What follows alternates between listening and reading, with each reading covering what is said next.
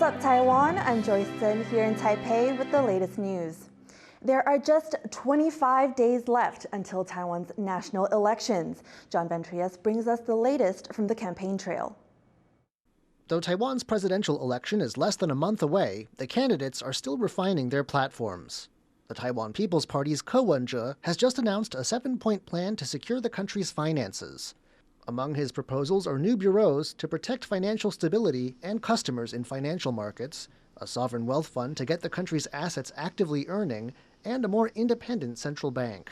中央银行呢，因为它被背负了一个责任，所以它很难翻身呢。因为它每年要缴整个中央政府总收入的10%的，它可以变成一个比较独立的单位来帮助台湾的产业发展。 The Democratic Progressive Party's Lai Ching-te has taken a brief break from the campaign trail to attend to his duties as Taiwan's sitting vice president. But here, too, he's made a plug for his presidential ambitions. Lai's party rejects China's claim to Taiwan. And despite Chinese threats to invade, his DPP has stressed Taiwan's sovereignty through its 8 years in control of the presidency and the legislature. But this has hurt Taiwan's agricultural industry, as China bans a growing range of Taiwanese produce. At a meeting with young farmers, Lai said his party has weaned Taiwan off dependence on the Chinese market, with the U.S. now farmers' top export destination. He also says he sees agricultural exchanges as part of his foreign policy, and he made this pledge. 我也很希望我们台湾的年轻人能够多到海外，多看看世面，所以我有提出一个100亿的海外圆梦基金。 And the Kuomintang's Ho Yo-i has been busy meeting voters at a religious event. His first order of business at this stop was to reject claims by the New Power Party that he received illegal campaign donations back in 2018 and 2022 when he was running for mayor of New Taipei. 所有的政治现金都可检验，一切按照所有法令规定来办理。 But he's talking policy too. His latest focus is immigration. Ho proposes setting up an immigrant affairs bureau and passing a law to protect immigrants to Taiwan. He also wants a rule change so that Chinese immigrants through marriage only need 4 years in Taiwan to get a citizen ID card, the same as anyone else who immigrates to Taiwan for their spouse. From big new projects to big changes to the rules, Taiwan can expect to head in new directions, no matter who the voters decide to elect. Chris Ma and John Van Trieste for TaiwanPlus. China has lashed out over U.S. arms sales to Taiwan, demanding that Washington stop supporting what it calls Taiwanese separatists. 中方敦促美方把坚持一个中国政策、不支持台独等承诺落到实处，停止武装台湾的危险趋势，停止制造台海紧张因素，停止纵容和支持台独分裂势力以武谋独。 Washington announced a $300 million US weapon sale to Taiwan last week. The Chinese Communist Party claims Taiwan is part of its sovereign territory despite never having ruled it. Taiwan's government says Taiwan is its own country and that its people will decide their own future. 3 Chinese balloons have flown near Taiwan this week. To find out what kind of Chinese military activity to expect before Taiwan's elections, reporter Rick Lauert spoke to independent security analyst Ben Lewis. So it's the second day in a row that we've seen these balloons from China flying near Taiwan. Could you tell us a little bit about them and what they might mean? Well, we don't know a lot about what kind of balloons they are. The MND has said that basically preliminary assessment is that they're meteorological or weather balloons. But we know that the MND has previously stated that they've tracked Chinese balloons around Taiwan back when, notoriously the Chinese balloon overflew the United States. The MND around that time had mentioned that they've seen balloons pretty frequently. But starting on December 7th of this year is when the first time they ever shared information about specifically where the balloon was. And so we've seen 4 in total now, including today. All have crossed the median line and headed towards the northeast ADAs, towards Japan. And aside from these weather balloons, we've also seen other movements around Taiwan and through the Taiwan Strait. Is it a busy period for military action around Taiwan, and what could this mean?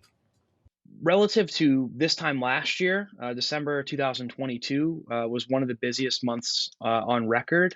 We've had a pretty low level of activity so far this month.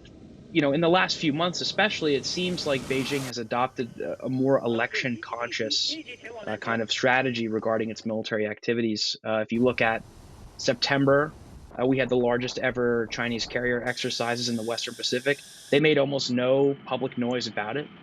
Similarly, the carrier exercises that took place from October into November, again, there was almost no information shared. Each of those had a component that took place partially inside Taiwan's ADIZ, which was definitely provocative. But it seems like the PLA has attempted to or has been pulled back a bit to try and avoid accusations of voter intimidation. And there has been a lot of talk about Chinese intimidation, Chinese grey zone warfare tactics leading up to our all-important national elections in just a couple of weeks. Can you tell us what that might look like in terms of Chinese military activity around the Taiwan Strait? They could send large numbers of aircraft over the median line or into the ADIZ in general. They could fly into areas they've never flown before. There's a large spectrum of options for China to take aggressive action. And then when you move towards the extreme end, they could conduct military exercises, something like we saw in April 2023 or in August of 2022 at kind of the most extreme. That was independent security analyst Ben Lewis speaking to reporter Rick Lauert. Who gets to be Taiwan's president and vice president? That's the question behind a recent debate over this election's candidates. Eric Gao takes a look at who can run and why. Cynthia Wu wants to be Taiwan's next vice president, but her candidacy sparked a recent debate because Wu was raised a Taiwan and U.S. citizen, and dual nationals are barred from office. 针对国籍的部分的话，就是没有除了台湾以外的国籍。 The Taiwan People's Party nominee insisted she has given up her U.S. passport, and she's since been declared eligible to run. But it's not just Wu facing doubts. Bickham Xiao, running as the ruling Democratic Progressive Party's VP candidate, has had to settle the very same question. 我从来没有放弃过中华民国国籍所以也没有回复的问题。我这个美国籍在2002年就放弃了那手上相关的证明资料文件都有。我选立法委员也选那么多次已经经过考验。The scrutiny candidates face is a sign of Taiwan's passionate political culture since democracy took hold. But the squabble over Xiao and Wu has highlighted an important question. Nationality aside, who is allowed to lead Taiwan? When Li Denghui became Taiwan's first democratically elected president in 1996, the country entered a new era with new rules for public life. And those rules, set by Li, are still shaping elections today. Under Taiwan's presidential election law, presidents and vice presidents need to be at least 40 years old and to have had a registered address in Taiwan for 15 years.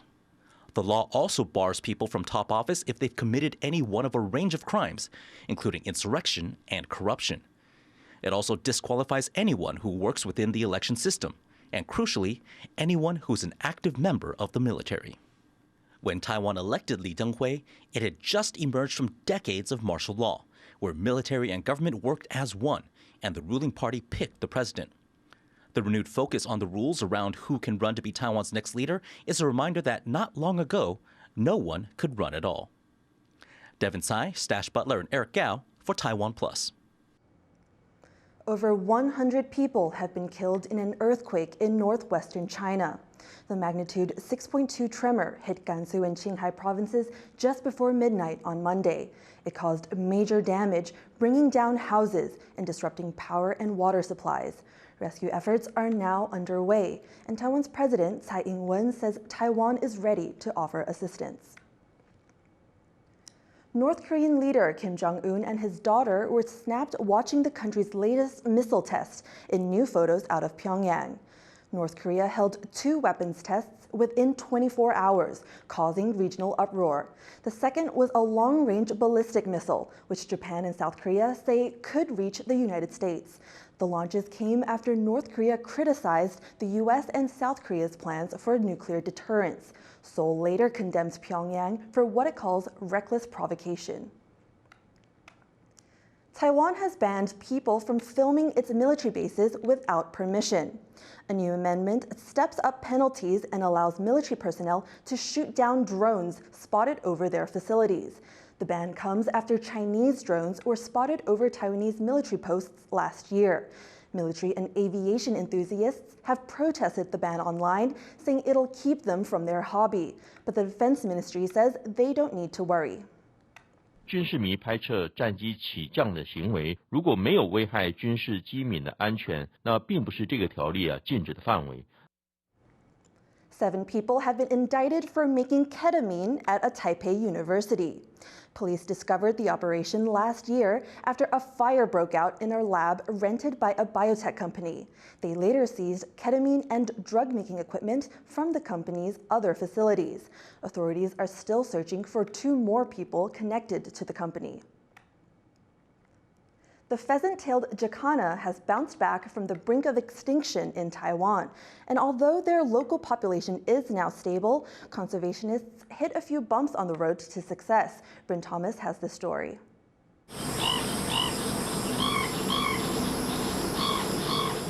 If you see a bird with a distinctive long black tail balancing gracefully on a lily pad in Taiwan, chances are it's a pheasant-tailed Jacana. But the odds of you seeing one 25 years ago would have been far smaller. In 1998, there are just an estimated 50 left. But efforts to protect the bird have brought its numbers back up. There are now almost 3,000 in the country, the result of careful efforts to rebuild their habitat. 所以初期花了6年多，其实都很专心，我们就整个人就把栖地打造好。 But rebuilding the bird's habitat proved to only be one piece of the puzzle. In 2009, conservation efforts hit a setback when chemical pesticides on farms killed the birds en masse. This forced the government to work with farmers to find a way forward that protected both their livelihoods and the birds in their rice paddies. 不是只是祭出所谓的法令那要单方面要农民配合，而是我们去同理农民的需求。 那让农民也愿意自主的朝向去减药，甚至最后不用化学农药的这个方式。 Although the pheasant-tailed Jacana's comeback is a success by any measure, it's also a lesson in the fragility of our natural ecosystem. The future of wildlife protection in Taiwan entails both bringing habitats back and treading lightly in the ones that still exist. Dolphine Chen and Bryn Thomas for TaiwanPlus. Forget cat videos. A Thai farmer has taken love for felines to another level by planting massive designs of them across his rice fields. A peacefully sleeping cat lying in a field of rice, or rather across it. These giant kitties are the creations of Thanyapong Jaikam, a northern Thailand factory worker turned part-time farmer who for months has been experimenting with rainbow rice by using it to create art. เนื่องจากว่าเราเอาข้าวสับปะสีเนี่ยเรามาคอมไบน์กับงานศิลปะเราก็เลยมีคอนเซปต์อาร์ตออกมาว่าในน้ำมีปลาในนามีแมว It's all part of a local university's pilot project to study the rice variety, whose leaves range in colors from deep purple to yellow. Pulling off these furry friends was not easy. Jaikam says it took around 200 helpers, GPS systems, and a drone to get right. ก็จะอยู่ในขั้นตอนของการที่เราใช้ต้นข้าวเนี่ยมาเติมเต็มในแต่ละจุดเพื่อให้ได้เฉดสีที่เรากำหนดซึ่งระยะนี้จะต้องวางให้ถูกต้องแล้วเฉดสีของเขาก็จะมีการเปลี่ยนแปลงไปเรื่อยๆตามระยะของเขา Jaikam's hoping to kill 2 birds with 1 stone and help boost his country's economy, which relies heavily on both agriculture and tourism. He's expecting as many as tens of thousands of visitors soon when his cats open to the public on December 30th. เนื่องจากว่าอย่างน้อยทาสแมวต้องมา By combining art and science, Jaikam hopes more farmers will also push the grain for more innovative harvests that can feed people in more ways than one.